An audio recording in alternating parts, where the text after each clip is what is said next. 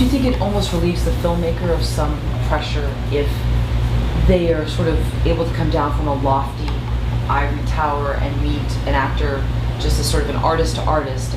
You know, when someone's intimidated, they're trying to please you, and you almost feel like there's great expectation placed on you to be this great thing, and does it almost relieve you? Not almost, no. that's what it's all about. It completely Okay. does. Because I can't deal with that pressure. You Right, know, right. If I have to pretend I have all the answers, not only is it going to be clear very soon that I don't have all the answers, but I just can't, I also don't enjoy it. I also don't really enjoy the auditioning process, because if I'm always making sure there is no table, there's a table between us and I am the authority and you are like, ugh, I just don't like it for some reason. And if I can ask questions, it's so much easier, because suddenly it's almost the lazy way of doing stuff. But I don't actually have to come up with all the answers, but I can just, I think directing is all about asking the right questions and getting interesting people to give you inspiring answers. I never thought of that. Maybe that is, if I had to describe directing, or that approach of directing in one sentence, that would be it. And it's just half of my work that's expecting of me, suddenly I don't have to do anymore, and it's great. And it really relieves the pressure and lets me sleep at night, because otherwise I couldn't. Is there a perfect filmmaker temperament, personality type? You know, with accountants, maybe a type A personality is probably more suited to them, because then they're very on top of numbers and making sure they're correct. What about for filmmaking? I don't think there is. I mean, if I watch behind the scenes footage of some of my favorite filmmakers,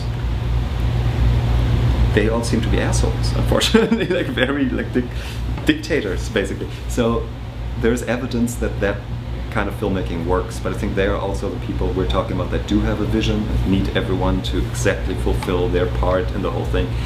And then some of the people that I know personally are the softest, nicest, most introverted people in the world that are not type A personalities at all, and they make some of the most beautiful movies, you know, because they allow everyone to breathe and everyone to contribute, you know, that. So I don't think there is one personality that is better suited for directing than the other. I think a lot of the stuff you're doing as a director is politics, unfortunately. It's like impressing producers, walking into a room, and that's a whole different game, because they want to have the feeling that you have a vision.